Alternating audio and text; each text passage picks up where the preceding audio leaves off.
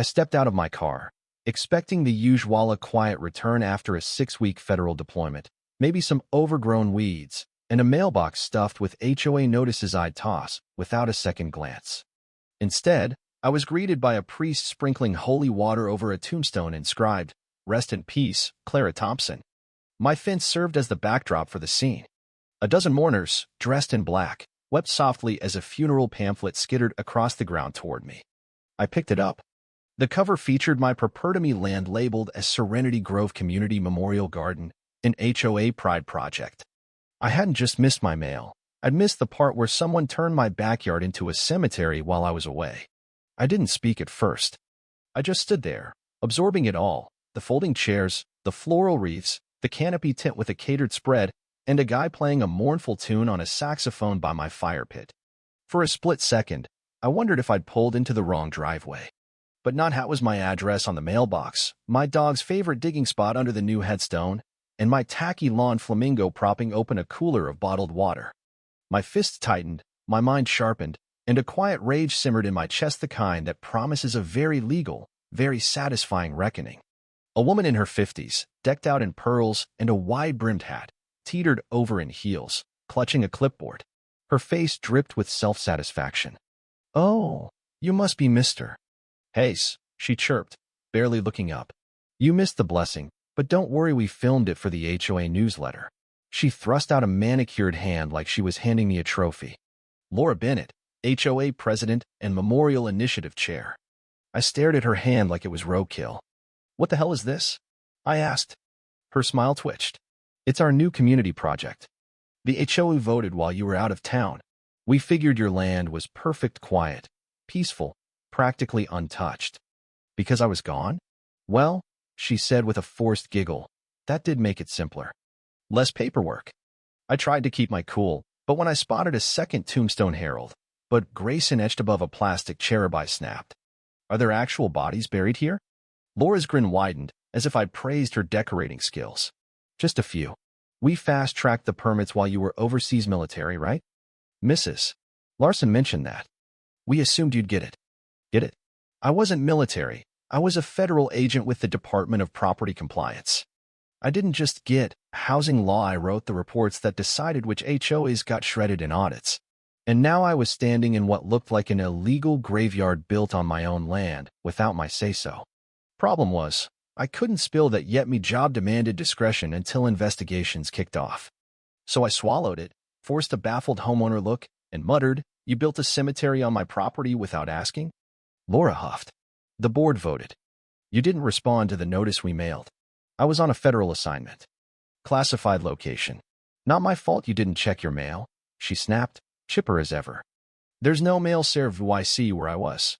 She waved her clipboard dismissively. Then it was unanimous.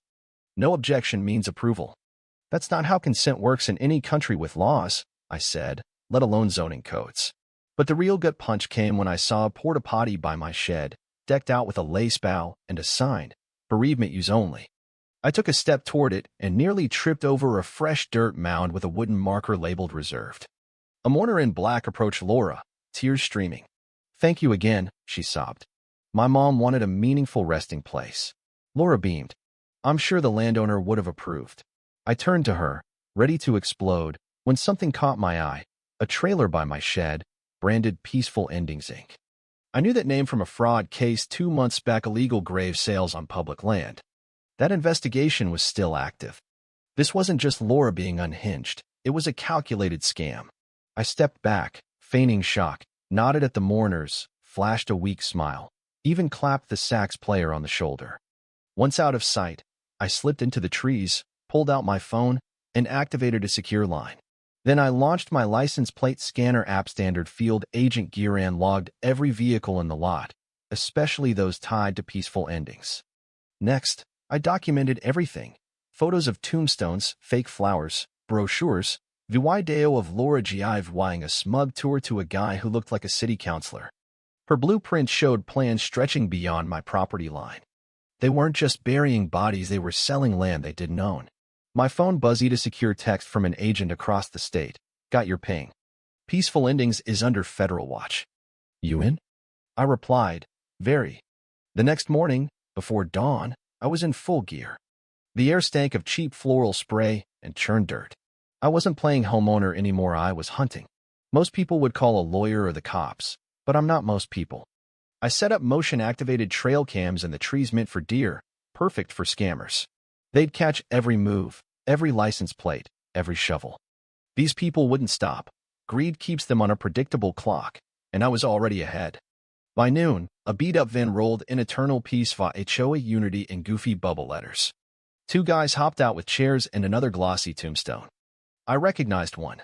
Tom Wheeler, ex-contractor, known con artist, once dodged a federal rap thanks to local pull. Now he was trespassing on what he thought was some absentee's lot. From my attic window, binoculars in hand, I watched my cams blink, recording it all. The van's plate tied back to peaceful endings. Checkmate. I drove to the county records office, posing as a curious resident, and asked about zoning changes or permits for my address. The clerk, a bored older woman, scrolled her screen and frowned. Nothing filed, nothing approved. There's an HOA petition from 3 weeks ago, community memorial, but it's stamped denied. Requires owner consent. She squinted at me. Did you sign anything? Nope, I said, grinning faintly. But someone's about to pay for saying I did. Back home, I reviewed the footage. Besides the van, HOA board members had dropped by once with a credit card reader, handing envelopes to elderly couples in golf carts.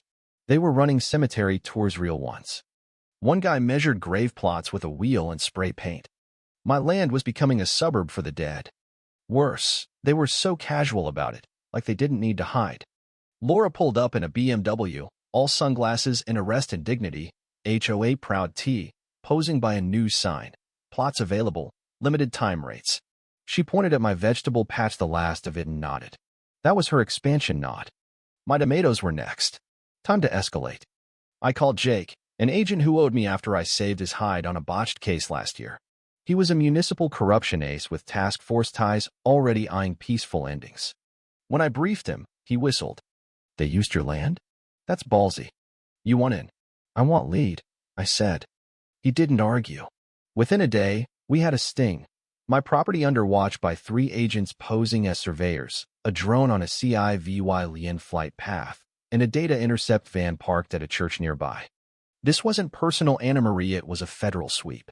I went undercover as a buyer at one of their burial tours, sporting a fake mustache, shades, and a loud Hawaiian shirt. Laura didn't clock mesh, was too busy schmoozing the crowd with glossy flyers of photoshopped graves over my backyard. She bragged about HOA integration and zoning immunity via community consensus. I raised my hand. So the owner signed off? Absolutely, she lied, smooth as silk. We've got written consent.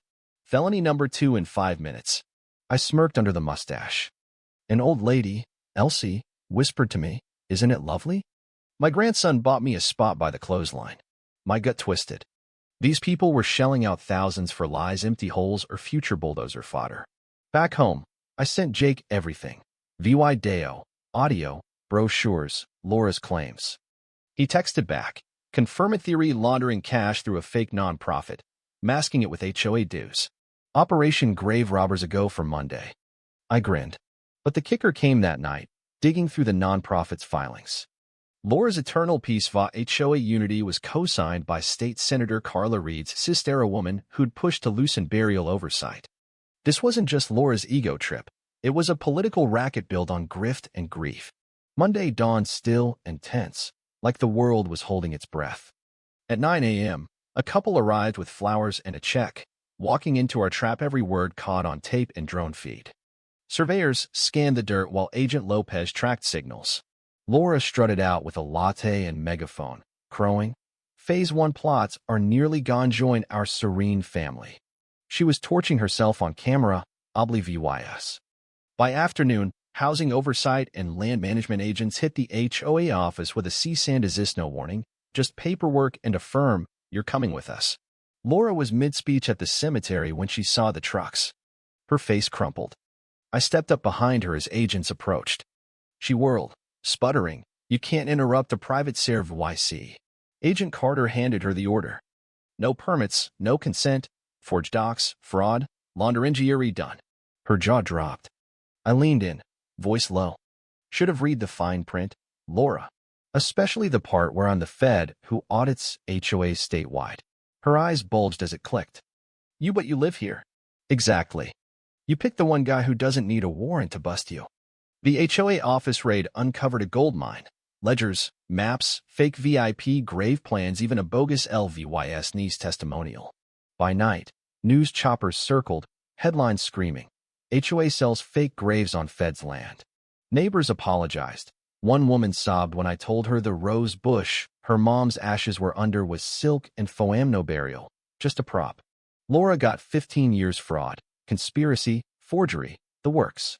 The HOA dissolved, her board scattered, and the scam's ties to Senator Reid's family sparked a bigger probe. But the real win? The community rebuilt real gardens, real gatherings, no HOA nonsense. Elsie thanked me with wildflowers by a new memorial plaque. Let truth rest where lies once stood. Laura tried to bury her crimes on my land, but she forgot I dig for a leave-wying.